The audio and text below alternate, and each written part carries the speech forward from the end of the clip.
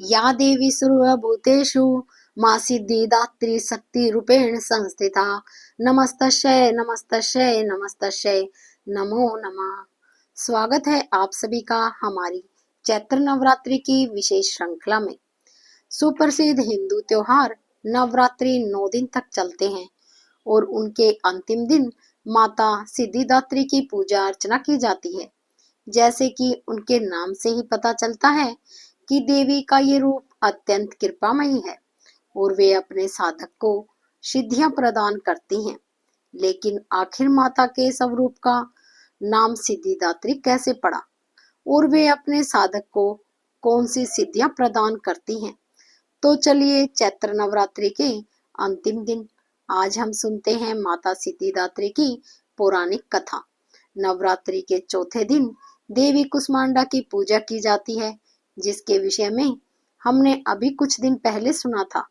माता कुष्मांडा की कथा में हमने सुना था कि उन्होंने संपूर्ण ब्रह्मांड को उत्पन्न किया था और जब 3 प्रधान देवताओं की उत्पत्ति हुई तब महादेव ने देवी कुष्मांडा से और अधिक आशीर्वाद मांगते हुए उनसे कुछ विशेष सिद्धियां प्रदान करने के लिए कहा।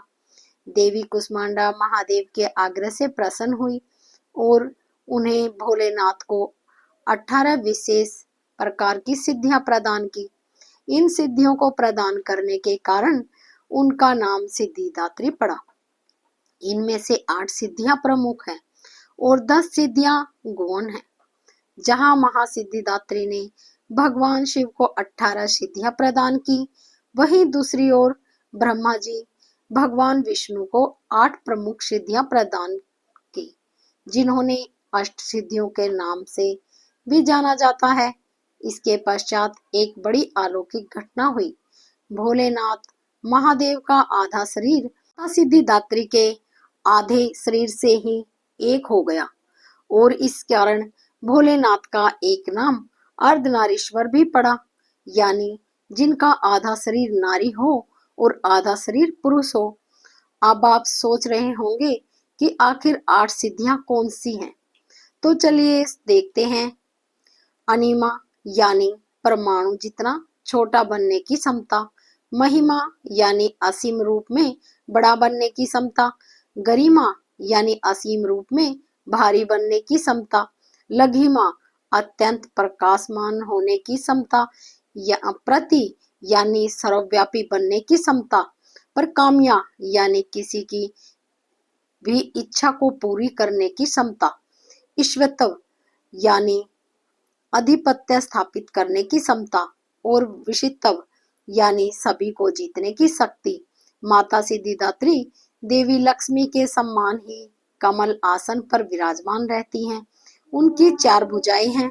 वे अपने इन 4 भुजाओं के में शंख, चक्र, गदा का पुष्प धारण करती हैं। देवी सिद्धिदात्री लाल रंग के वस्त्र धारण करती हैं, क्योंकि ये देवी अलौकिक सिद्धियां प्रदान करने वाली है।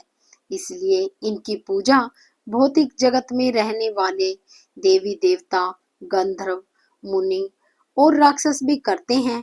माँ सिद्धिदात्री देवी सरस्वती का रूप मानी जाती है।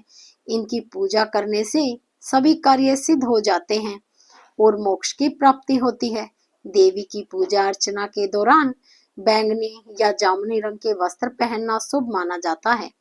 इस दिन हवन यज्ञ करने की भी विशेष महत्व माना जाता है, क्योंकि यह अंतिम नवरात्रि का दिन होता है। इसलिए इस दिन हवन यज्ञ करके सभी देवी देवताओं को आहुति दी जाती है और उनसे आशीर्वाद प्राप्त किया जाता है। लोगों में ऐसी मान्यता प्रचलित है कि माता को भोग अर्पित करने के लिए मौसमी फल, नारियल, काले चने, पूरी और सब्जियों का प्रयोग कर सकते हैं। कई लोग नवमी के दिन कन्या पूजन भी करते हैं। तो चलिए अब हम देवी सिद्धिदात्री के कुछ प्रमुख मंदिरों की चर्चा करते हैं। मध्य प्रदेश में छिंदवाड़ा में माता सिद्धिदात्री का 1200 साल पुराना मंदिर है, जहां साल में 12 महीने भक्तों की भीड़ लगी रहती है। ऐसा कहा जाता है कि माता अत्यंत दयालु स्वभाव की है।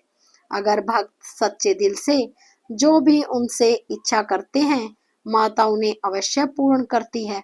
वहीं दूसरी ओर मध्य प्रदेश में की राजधानी भोपाल के कोलार पहाड़ी पर माता सिद्धिदात्री का एक अद्भुत और विशेष मंदिर है। यहाँ पर पहुँचने के लिए भक्तों को 300 सीढ़ियाँ चढ़नी पड़ती है। अब देखिए, सामान्य रूप से जो हम देखते हैं कि लोग किसी भी मंदिर में वस्तु, पुष्प, फल, जल अथवा खाद्य पदार्थ देवी देवता को अर्पित करते हैं। लेकिन क्या आप जानते हैं भोपाल के इस मंदिर में देवी सिद्धिदात्री को क्या अर्पित किया जाता है? तो यहाँ के स्थानीय लोग देवी को एक बेटी के रूप में पूजते हैं और उन्हें नए जूते, चप्पल चढ़ाए जाते हैं। इतना ही नहीं, चप्पल के साथ साथ गर्मियों में माँ सिद्धिदात्री को चश्मा, टोपी और घड़ी भी चढ़ाई जाती है। इस मंदिर की स्थापना लगभग 30 वर्ष पहले महाराज ओम प्रकाश द्वारा की गई थी। इस प्रकार देवी सिद्धिदात्री से जुड़ी अनेक लोक कथाएं प्रचलित हैं। ब्रह्म संहिता में इस सृष्टि के रचयिता स्वयं ब्रह्मा जी ने कहते हैं, भगवान की बहिरंगा शक्ति जो कि भगवान की चित शक्ति की एक परछाई है और जिसे सभी लोग देवी दुर्गा के नाम से जानते हैं और जो इस सृष्टि के सर्जन पालन का कार्य जिस भगवान की इच्छा के अनुसार करते हैं। मैं उन भगवान गोविंद को प्रणाम करती हूँ कि स्वयं देवी दुर्गा और उनके सभी 9 स्वरूप आखिरकार परम भगवान श्री कृष्ण की अध्यक्षता में ही इस संपूर्ण सृष्टि का संचालन करते हैं और इस प्रकार देवी दुर्गा उस समय अत्यधिक प्रसन्न होती है जब हम उनकी पूजा करने से पूर्व उनके स्वामी की आराधना करें, यानी कि भगवान श्री कृष्ण। और देखिए, चैत्र नवरात्रि के इन सभी 9 दिनों में हमने आपको देवी दुर्गा की विभिन्न कथाएं सुनाई और उसमें हमने देवी दुर्गा को प्रसन्न करने के लिए कुछ कर्मकांड विधि भी बताई। इस बार हमने आपको नव दुर्गा की यह कथा श्रृंखला सुनाई है, लेकिन हमारे शास्त्रों के अनुसार यदि कोई व्यक्ति परम भगवान श्री कृष्ण की पूजा करता है, उन्हें प्रसन्न करने का प्रयास करता है और निस्वार्थ भाव से उनकी सेवा करता है, तो दुर्गा देवी अपने आप ही प्रसन्न हो जाती हैं। उनके लिए फिर ये सारे व्रत विधि विधान करने की आवश्यकता नहीं पड़ती। मात्र हरे कृष्णा महाजाप का जाप करके ही श्रीमद् भागवतम और भगवत गीता जैसे ग्रंथों का अध्ययन करके, एकादशी व्रत का पालन करके भी मनुष्य परम आध्यात्मिक गुणत्व को प्राप्त करता है, क्योंकि सभी धार्मिक कर्मकांड का उद्देश्य अंत में इस भौतिक जीवन में सुख की प्राप्ति करना और आध्यात्मिक जगत की प्राप्ति करना है।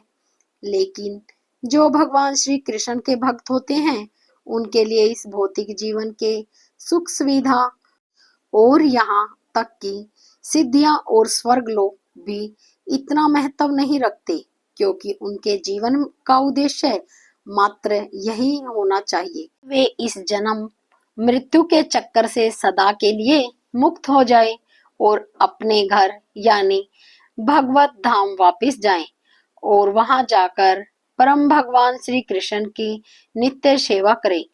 यही प्रत्येक मनुष्य का जीवन लक्ष्य होना चाहिए। अगर आप नवरात्रि के इन दिनों में इस उद्देश्य की पूर्ति की इच्छा से देवी दुर्गा की पूजा आराधना करते हैं और उपवास का पालन करते हैं, तो देवी भगवती आप पर ज्यादा अपनी कृपा प्रदान करेंगी और इससे कोई संशय नहीं है।